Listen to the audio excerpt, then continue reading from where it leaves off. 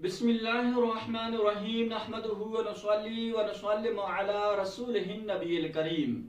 जब भी ईद उल अजहा की आमद हो जाती है और लोग फिर कुर्बानी के लिए जानवर खरीद लेते हैं या फिर कुर्बानी करते हैं, तो जहन जो है वो हज़रत इब्राहीम अलैहिस्सलाम और हज़रत इस्माइल अलैहिस्सलाम के वाक़े की तरफ जाता है कि जो कुर्बानी हज़रत इब्राहीम अलैहिस्सलाम और हज़रत इस्माइल अलैहिस्सलाम इन दोनों ने जिस कुर्बानी की मिसाल कायम कर रखी है, उसकी मिसाल शायद क़यामत तक भी हमें मिल सके। एक तो हज़रत इब्राहीम अलैहिस्सलाम के यहाँ आखिरी उम्र में इस्माइल अलैहिस्सलाम की विलादत हो जाती है।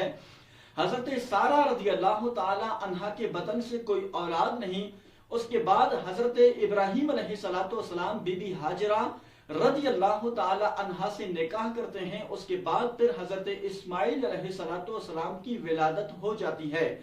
अब आप खुद गौर करें कि उम्र के आखिरी हिस्से में और फिर इब्राहीम अलैहिस्सलाम रो रो कर अल्लाह से जो है उन्होंने बेटा तलब किया। आखिरी उम्र में अल्लाह तबारक व तआला ने हज़रत इस्माइल जैसी सूरत में इब्राहीम अलैहिस्सलाम को बेटा दिया।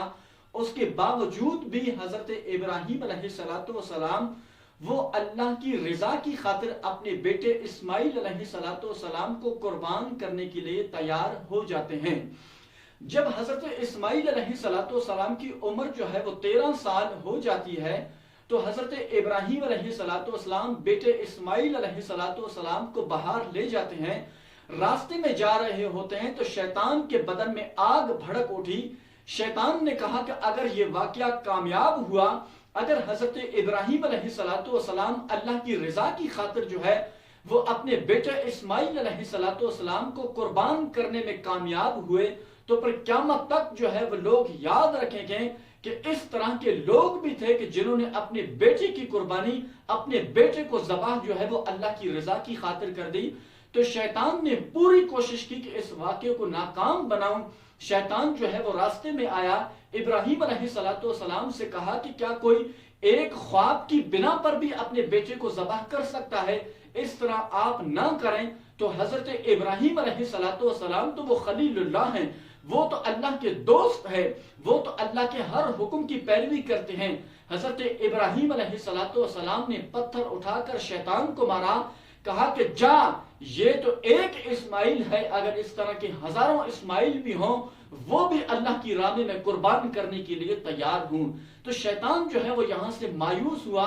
तो शैतान ने कहा कि शायद जो है वो माँ की ममता बहुत कमजोर होती है, माँ अपनी औलाद से बहुत ज्यादा मोहब्बत रखती है, माँ के पास जाऊं, माँ से कहूं शायद जो है माँ इस वाक़े को नाकाम करे और माँ जो है वो हज़रत इस्माइल अलैहिस्सलाम की कुर्बानी को, इस्माइल अलैहिस्सलाम की जिंदगी को बचा सके। जब शैतान जो है वो हज़रत इस्माइल अलैहिस्सलाम की वालिदा मोहतरमा बीबी हाजरा रज़ियल्लाहु ताला अन्हा के पास आया। शैतान ने कहा कि इस्माइल कहाँ है? बीबी हाजरा रज़ियल्लाहु ताला अन्हा ने कहा वो तो अपने वालिद इब्राहीम अलैहिस्सलाम के साथ दोस्त की दावत पर गए हैं। शैतान ने कहा नहीं, किसी भी दावत पे नहीं गए, बल्कि वो तो इब्राहीम अलैहिस्सलाम इस्माइल को ज़बाह करने के लिए ले जा रहे हैं। वहीं पर हज़रत इब्राहीम जो है वो इस्माइल तुम्हारे बेटे को ज़बाह करेंगे। तो बीबी हाजरा रज़ियल्लाहु ताला अन्हा ने कहा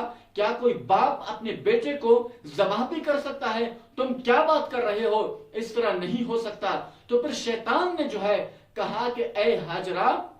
हज़रत इब्राहीम अलैहिस्सलाम जो है वो इस चीज को यानी ज़बाह करने को वो अल्लाह का हुक्म समझता है। हज़रत इब्राहीम ने कहा कि मैं अल्लाह का हुक्म समझकर अपने बेटे इस्माइल को ज़बाह कर रहा हूं, अब तू बता तेरी क्या राय है? तो बीबी हाजरा रज़ियल्लाहु ताला अन्हा ने कहा कि शैतान, अगर वाकई ये बात है कि इब्राहीम अलैहिस्सलाम मेरे बेटे इस्माइल को अल्लाह के हुक्म की तामील पर उसे ज़बाह कर रहा है, तो फिर ये तो एक इस्माइल है, मेरे वतन में ये एक ही इस्माइल है। अगर इस तरह के हजारों इस्माइल भी हों वो अल्लाह की रजा की खातिर सब कुर्बान। तो फिर जो है वो शैतान यहां से मायूस होकर चला गया। जब मिना की वादी पे हजरत इब्राहीम अलैहिस्सलाम और हजरत इस्माइल अलैहिस्सलाम पहुंच जाते हैं, تو وہاں جو ہے وادی منا میں حضرت ابراہیم علیہ السلام اپنے بیٹے کی رائے بھی طلب کرتے ہیں کہ بیٹا تو یہ بتا کہ مجھے حکم ہوا ہے کہ مجھے خواب آیا کہ میں تجھے ذبح کر رہا ہوں، کہ خواب جو ہے وہ نبیوں کے بمنزلہ وحی کے ہوتے ہیں، ہمارے جو خواب ہیں اس میں شیطان کا بھی عمل دخل ضرور موجود ہوتا ہے، لیکن نبیوں کے سارے خواب جو ہے وہ پاک ہوتے ہیں، نبیوں کے سارے خواب جو ہے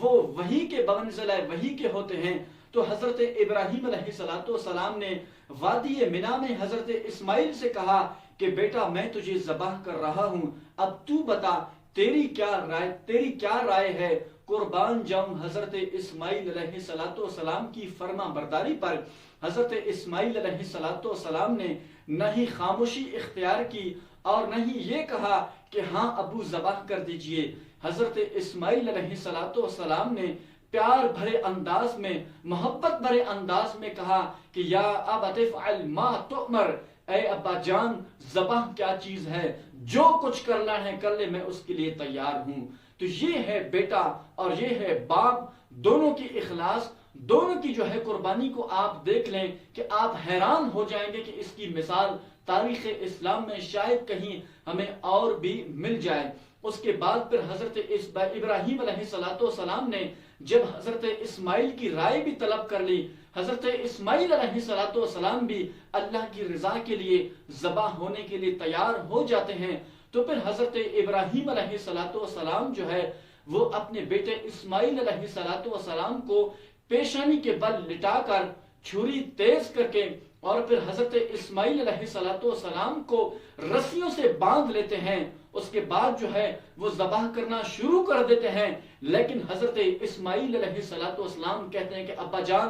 رسیاں میری کھول دو۔ ابراہیم علیہ السلام نے کہا کہ بیٹا ابھی تو نے یہ کہا کہ جو کچھ بھی کر لینا ہے کر لے، میں ذبح ہونے کے لیے بھی تیار ہوں، ابھی تجھے کیا ہوا ہے؟ حضرت اسماعیل علیہ السلام نے کہا کہ ابا جان رسیاں کھول دو، میں ذبح ہونے کے لیے اب بھی تیار ہوں، لیکن جو ہے کل کا تاریخ دان کوئی یہ نہ لکھ دے کہ باپ جو ہے وہ ذبح کرنا چاہتا تھا، بیٹا جو ہے وہ ذبح ہونے کے لیے تیار نہیں ہو رہا تھا، تو اس وجہ سے رسیاں میری کھول دو، انشاءاللہ میں نہیں تڑپوں گا۔ تو دیکھیں تڑپنا جو ہے یہ ایک فطرتی چیز ہے، لیکن اسماعیل علیہ السلام نے کہا میری رسیاں کھول دو، میں نہیں تڑپوں گا، اللہ نے چاہا تو ستجدونی انشاءاللہ من الصابرین، اللہ نے چاہا تو انشاءاللہ عز و جل صبر کر کے بھی دکھاؤں گا۔ تو حضرت اسماعیل علیہ السلام جب پیشانی کے بل لیٹ جاتے ہیں، ابراہیم علیہ السلام اپنی آنکھوں پر پٹی باندھ لیتے ہیں، پھر چھری تیز کر کے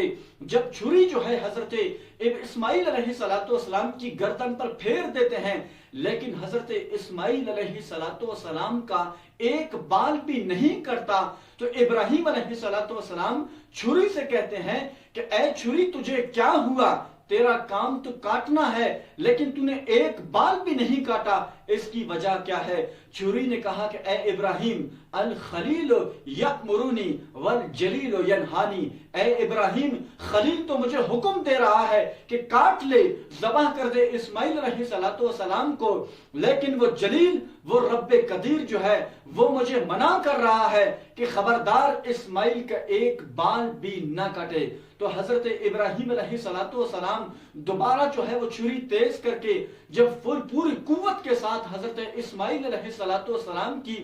گردن پر چھری پھیر لیتے ہیں، گردن کٹ جاتی ہے، گردن الگ ہو جاتی ہے، تو پھر حضرت ابراہیم علیہ السلام اللہ کا شکر ادا کرتے ہیں کہ اب جو ہے وہ قربانی ہو چکی ہے، اسماعیل علیہ السلام کی گردن اب الگ ہو چکی ہے۔ جب پٹی جو ہے حضرت ابراہیم علیہ السلام اپنی آنکھوں سے پٹی کو دور کر دیتے ہیں تو نیچے دیکھتے ہیں کہ وہ اسماعیل کی گردن نہیں بلکہ وہ جنتی دمبا ہے، دمبے کا جو ہے وہ گردن الگ ہو چکی ہے۔ تو حضرت ابراہیم علیہ السلام وہ دیکھ رہے ہوتے ہیں سائیڈ میں کہ اسماعیل علیہ السلام ایک سائیڈ پہ جو ہے وہ مسکرا رہے ہوتے ہیں کہ اللہ نے جو ہے وہ ایک فدیہ بھیجا کہ اسماعیل علیہ السلام کی جگہ پہ وہ دمبا جو ہے وہ ذبح ہوا۔ تو آپ خود غور کریں حضرت ابراہیم علیہ السلام کی اس عبادت پر، حضرت اسماعیل علیہ السلام کے اس واقعے پر، اور حضرت ابراہیم علیہ السلام کی اس اخلاص کی طرف آپ خود غور کریں